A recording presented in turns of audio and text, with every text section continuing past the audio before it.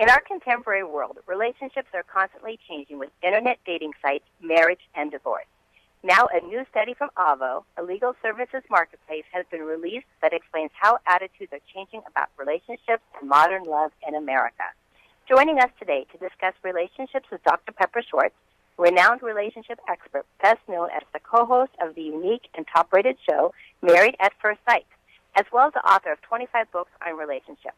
Dr. Schwartz is truly recognized as one of the premier experts on dating in today's society. Thank you for joining us, Dr. Schwartz. Thank you. I'm glad to be here. Well, you have been studying love and sex for years, and we're excited to hear about your latest research. What are some of the highlights from this new relationship study? Well, the relationship study by AVO shows that people are reconsidering the conditions under which you should be married, or if you should be married at all. 42% of the people in this study are thinking that maybe marriage is an outdated institution, but they still have some traditional beliefs, like they believe that if a marriage is happy, it should last forever.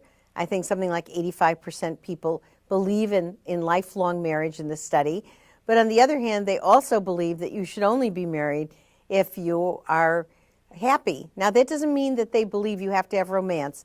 Only 1 in 4 people believe that you should leave if the romance is gone. They understand marriage is more than that, but they don't believe in suffering.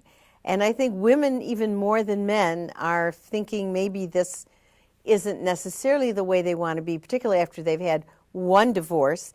And they show very little regret. Women, 2/3 of women show absolutely no regret about their marriage ending, and lesser, about not quite half of men feel the same way. So that's kind of the landscape that we're entering now. So, speaking of modern matchmaking, your show, Married at First Sight, is one of the most popular, unique shows on television. Please tell us about it, and why is it so popular?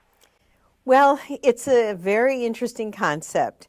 There's a group of psychologists and relationship experts, myself, one of the 3, and we do a bunch of research on individuals who apply to be married at first sight, which means we do all the work. They know nothing about why we've done it, and they meet their spouse at the altar. They get married at first sight, and then over the next 6 weeks, we watch them see if they can construct a lifelong marriage out of this.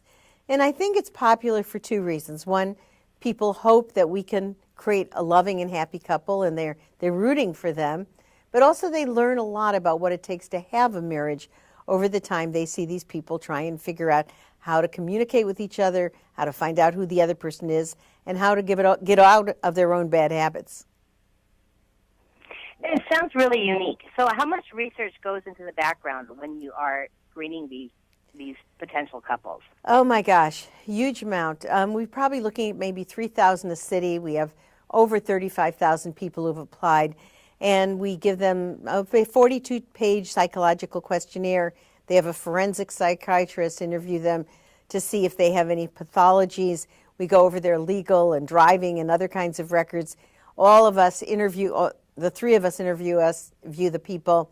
Then we look at each other's films to see what the other people have found. And we have quite a few interactions before we decide and meet as a group who should be put together.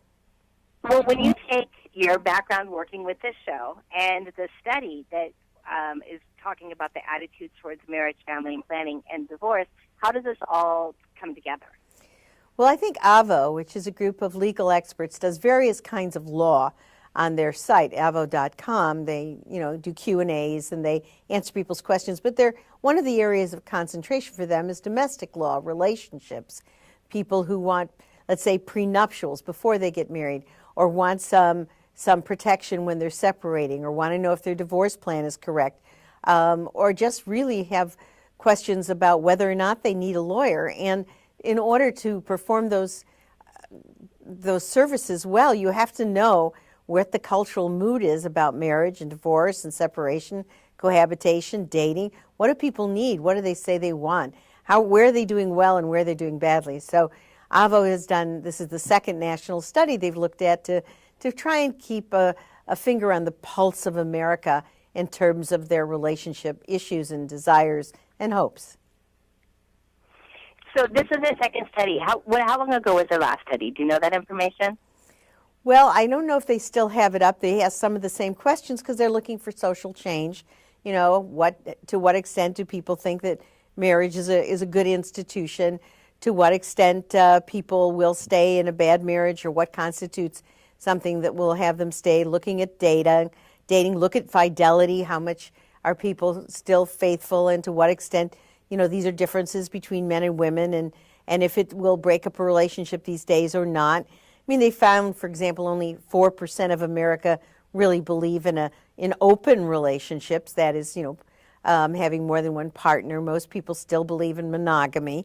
Most people still believe in hoping to go the distance, but the conditions under which they will stay and work at the relationship seem to have modified. And I think as people have gone through a couple marriages, more and more, particularly women, are saying, no, they don't want to go into a relationship unless it's of the highest quality. They want to stay married to be married. It's really different that way. And it sounds like fascinating information that's come out of this research about, what people are thinking about marriage and family planning and divorce and just relationships in general. So where can my readers go for more information about this study and to even get some legal advice? Go to www.avo.com and you will find there some of the 2015 statistics and how they've changed in 2016. For example, people have become much more open to gay marriage even in 1 year than they used to be because of some of the changes. And then you can also find the list of services and how you can be helped, and a whole bunch of legal questions answered for free on the site, lots of Q&A. So I think it's a really good resource for the public. Excellent. Well, Dr. Schwartz, thank you so much for joining me this morning and, updating us on the changes in attitudes towards marriage. It does sound fascinating, and all that legal advice that we can get. So thank you so very much. You're welcome. Thank you. And have a wonderful day. Thanks. You too.